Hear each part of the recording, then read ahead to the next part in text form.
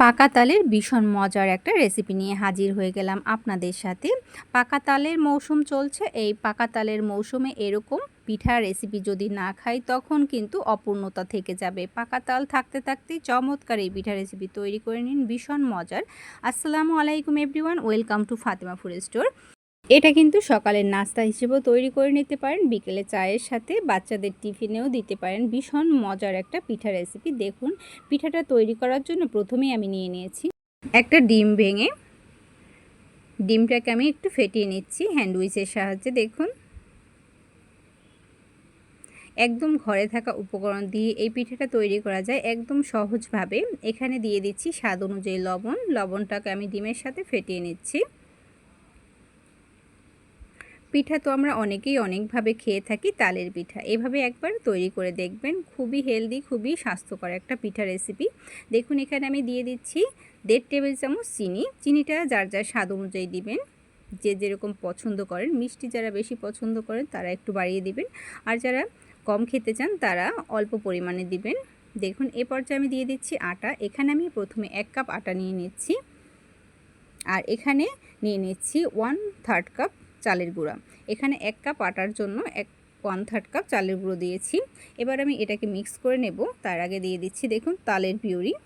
এই বর্ষার সিজনে তালের পিঠা না খেলেই যেন অপূর্ণতা থেকে যাবে। এখানে আমি তালের পিউরিটা দিয়ে নেড়ে নিচ্ছি। দেখুন, এখানে কিন্তু আমি তালের পিউরিটা কিভাবে বের করেছি সেটা দেখিয়ে দিইনি, আমি এটা অফ ক্যামেরায় করে নিয়েছি। এর ভিডিও আমার চ্যানেলে দেওয়া আছে, চাইলে দেখে আসতে পারেন। এই পর্যায়ে আমি দেখুন এই চালের গুঁড়ি এবং আটার সাথে এই তালের পিউরিটাকে মিক্স করে নিচ্ছি। এ পর্যায়ে বাকি তালটুকু আমি দিয়ে নিচ্ছি। এখানে 1 কাপের মতো তালের পিউরি নিয়েছি আমি। এ পর্যায়ে এর মধ্যে আরেকটু পানি দিয়ে এর মধ্যে দিয়ে নেব। চাইলে কিন্তু শুধু তালের পিউরি দিয়েও তৈরি করতে পারেন। একদম সহজ ঘরে থাকা উপকরণ দিয়ে তৈরি করে নিচ্ছি আমি এটাকে। এভাবে নেড়েচেড়ে আমি তালের পিউরিটাকে মিক্স করে নিচ্ছি। দেখুন, অবশ্যই পুরো ভিডিওটি দেখতে হবে, তাহলে এই চমৎকার পিঠাটি আপনিও ঘরে বসে খুব সহজেই তৈরি করে নিতে পারবেন। দেখুন, আমি এটাকে ভালো করে মিক্স করে নিচ্ছি অল্প অল্প করে তালের পিউরিটা দিয়ে। এখানে আমি বাকি যে তালের পিউরিটা আছে তার সাথে একটুখানি পানি দিয়ে এটাকে দিয়ে নিচ্ছি। এ পর্যায়ে আমি সমস্তটাকে এর মধ্যে দিয়ে নেড়েচেড়ে মিক্স করে নেব। আর এখানে আমি এই পিঠাটা তৈরি করার জন্য একটু স্কিপ করা যাবে না, পুরো ভিডিওটি দেখতে থাকুন, তাহলে এই চমৎকার পিঠাটি ঘরেই তৈরি করে নিন আপনিও। দেখুন, এ পর্যায়ে আমি মিক্স করে নিচ্ছি। এর সাথে আমি 1 টেবিল চামচ গুঁড়া দুধ দিয়ে নিয়েছি। এটা স্কিপ হয়ে গেছে, আমি বলে দিলাম, এটা অবশ্যই দিতে চেষ্টা করবেন। এতে করে পিঠাটার স্বাদ কিন্তু দ্বিগুণ বেড়ে যাবে, খেতে ভীষণ টেস্টি তেমনি স্বাস্থ্যকর হবে। দেখুন, আমি এটাকে ভালো করে মিক্স করে নিচ্ছি। দেখুন, আমি বেটারটাকে কিভাবে তৈরি করে নিচ্ছি। ঘনত্বটা দেখুন। এখানে আমি আরও একটু হ্যান্ড উইচের সাথে এভাবে নেড়ে নেব, এতে করে বেটারটা ঘনত্বটা একটু হালকা হবে। দেখুন, আমি এভাবে নেড়ে নিচ্ছি। দূরের কাছে, দেশ ও দেশের বাইরে যে যেখান থেকে দেখছেন ভিডিওটি, আশা করি আপনাদের খুব ভালো লাগবে। ভালো লাগলে অবশ্যই লাইক, শেয়ার, কমেন্ট করে নিয়মিত চ্যানেলের সাথে থেকে চ্যানেলটিকে সাবস্ক্রাইব করে রাখবেন। দেখুন, বেটারটাকে আমি একটু সময় নিয়ে এভাবে নেড়ে নিচ্ছি।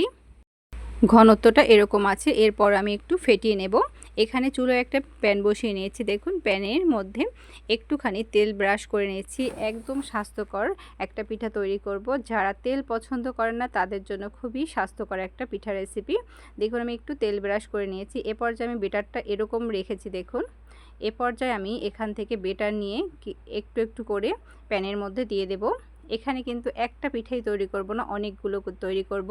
দেখতে থাকুন, এখানে কয়েকটা পিঠা একবারেই তৈরি করা যাবে। একদম অল্প সময়ে ভীষণ মজার একটা পিঠা তৈরি হচ্ছে।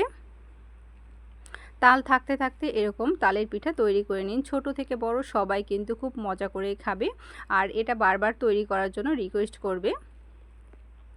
দেখুন, এরকম করে আমি দিয়ে নিলাম। এবার আমি একটা সিলভারের ঢাকনা দিয়ে এভাবে ঢেকে দেব। এ পর্যায়ে দেখুন, এই ঢাকনাটা তুলে নিলাম, আর এই যে পিঠার মধ্যে কতটা ছিদ্রযুক্ত হয়েছে আমি কাছ থেকে দেখিয়ে নিলাম। আর পিঠাগুলো কিন্তু মাশাআল্লাহ দারুণ ফুলেছে। একটু ফেটিয়ে নেওয়ার ফলে পিঠাটা কিন্তু দারুণ ফুলে উঠছে। এ পর্যায়ে আমি উল্টিয়ে নেব। দেখুন উল্টো সাইডটাকে আমি দেখিয়ে দিচ্ছি আর একটু ঘুরিয়ে দিচ্ছি, এতে করে অপর সাইডটাও কিন্তু সুন্দরভাবে ভাজা হবে। হালকা এভাবেই কিন্তু তুলে নিতে পারেন। এটাও কিন্তু ভাজা হয়ে গেছে। তারপর আমি একটু ঘুরিয়ে নিলাম, অপর সাইডটাকে আমি একটু হালকা ভেজে নিলাম আর এ পর্যায়ে আমি পিঠাগুলোকে তুলে নিচ্ছি। দেখুন এবার আমি ওই একই প্যানের মধ্যে আবার দিয়ে দিচ্ছি বেটার। দেখুন একইভাবে আমি একসাথে অনেকগুলো পিঠা তৈরি করছি আর এই পিঠাটা ছোটরা সামনে পেলে ওরা খুব মজা করে খেয়ে নেবে। ছোট ছোট বলে ওদের কাছে খুবই পছন্দ হবে। দেখুন আর খেতেও কিন্তু খুবই টেস্টি হেলদি একটা পিঠা রেসিপি। তাল থাকতে থাকতে এরকম পিঠা অবশ্যই তৈরি করে দেখুন। পরিবারের সকলে কিন্তু একবার তৈরি করলে বারবার তৈরি করার জন্য রিকোয়েস্ট করবে। আর খুবই হেলদি একটা পিঠা রেসিপি, একদম স্বাস্থ্যকর। দেখুন এ পর্যায়ে বেটারটা দিয়ে আমি আবার একটু ঢেকে দিচ্ছি 1.5 মিনিটের মতো। 1.5 মিনিট পরে আমি ঢাকনা তুলে আবার পিঠাগুলোকে তুলে নিচ্ছি। দেখুন এভাবেও কিন্তু তুলে নিতে পারেন, অপর সাইডটাকে ভাজার কোনো দরকার নেই। এভাবে করেও তুলে নিতে পারেন, এতেও কিন্তু পিঠাটা পারফেক্টভাবে সিদ্ধ এবং ভাজা ঠিক থাকবে।